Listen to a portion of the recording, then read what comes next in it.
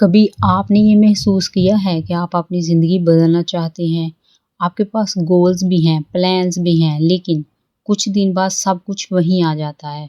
आप मोटिवेट होते हैं, शुरू भी करते हैं, लेकिन फिर कंसिस्टेंसी नहीं रहती और फिर आप खुद से कहते हैं शायद मैं डिसिप्लिन नहीं हूँ, शायद मैं कैपेबल नहीं हूँ, लेकिन असल मसला आपका डिसिप्लिन नहीं होता, ना ही आपकी काबिलियत होती है। असल मसला आपका सिस्टम होता है और यही वो जगह है जहाँ पर जेम्स क्लियर की बुक एटॉमिक हैबिट्स हमारी मदद करती है।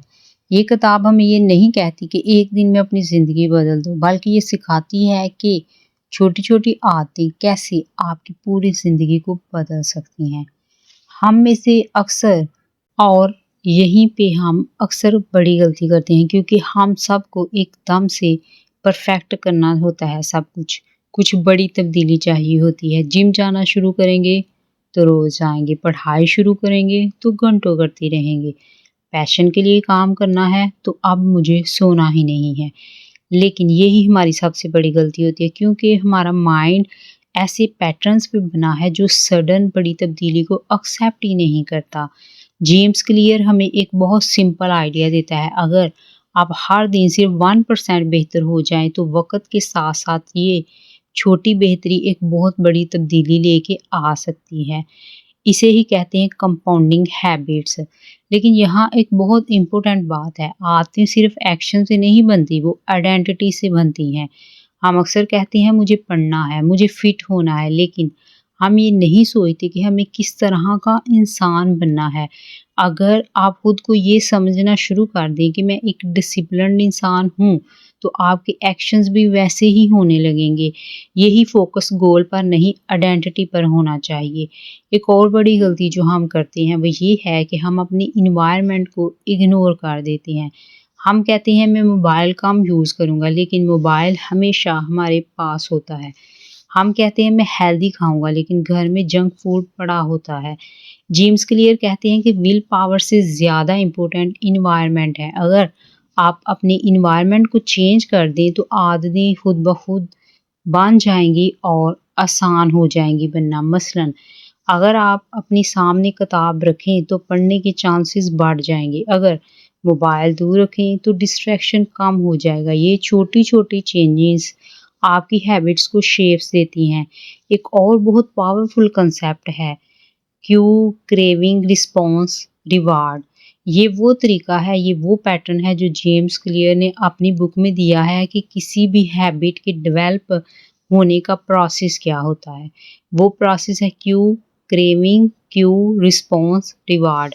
हर आदत इसी साइकिल पर बनती है। हमें क्यू यानी कि कोई सिग्नल आता है, उसके बाद हमें डिज़ायर पैदा होती है, क्रेविंग होती है उस चीज़ के लिए, फिर हम एक्शन लेते हैं यानी रिस्पॉन्स देते हैं और फिर हमको रिजल्ट मिलता है यानी रिवार्ड मिलता है। अगर आप इस साइकिल को समझ जाएं तो आप किसी भी आदत को बदल सकते हैं। यानी हमें सबसे पहले क्यू सिग्नल आया फ़ोन देखने के लिए या म्यूज़िक सुनने के लिए, फिर हमें उसके लिए एक डिज़ायर पैदा हुई कि मुझे ये वाला ड्रामा देखना है या सॉन्ग सुनना है, तो हमने एक्शन लिया, फ़ोन को पकड़ लिया कि सिर्फ मैं 5 मिनट के लिए इसको देखूँगा, ये सॉन्ग सुनूँगा, उसके बाद बंद कर दूँगा और फिर हमें रिवार्ड मिला यानी कि डोपामाइन, वो खुशी मिली उस सॉन्ग को सुन के और उसी चक्कर में हम बार-बार वही आदत, वही डिस्ट्रैक्शंस को रिपीट करते रहते हैं।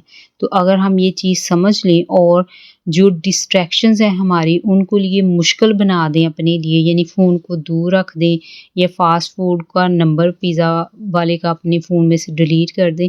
यानी जो हमारी डिस्ट्रैक्शंस हैं, अगर इस साइकिल को समझते हुए हम उनको अपने लिए थोड़ा मुश्किल बना दें, तो फिर हमारे लिए जो आदतें डेवलप करना है आसान हो जाएगा। अगर फॉर एग्ज़ाम्पल आपको वॉक करने या सुबह एक्सरसाइज पे जाने की ख्वाहिश है, तो अगर हम रात को ही अपने शूज़ या ट्रैक सूट रेडी करके अपने सामने हैंग करके सोएं, तो हमारे सुबह उठ के वॉक पे जाने के चांसेस जो हैं वो बढ़ जाएँगे।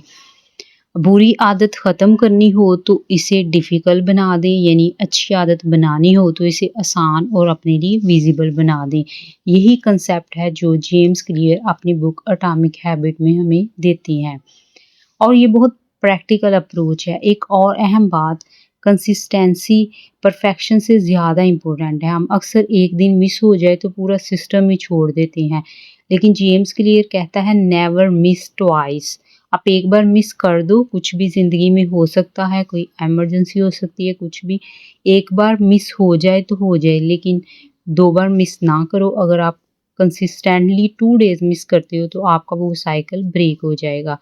और यही कंसिस्टेंसी आपको आगे ले जाती है। ये किताब हमें ये भी सिखाती है कि रिज़ल्ट पर फोकस करने के बजाय प्रोसेस पर फोकस करें। अगर आप सिर्फ रिज़ल्ट देखते हैं तो आप जल्दी फ्रस्ट्रेट हो जाते हैं।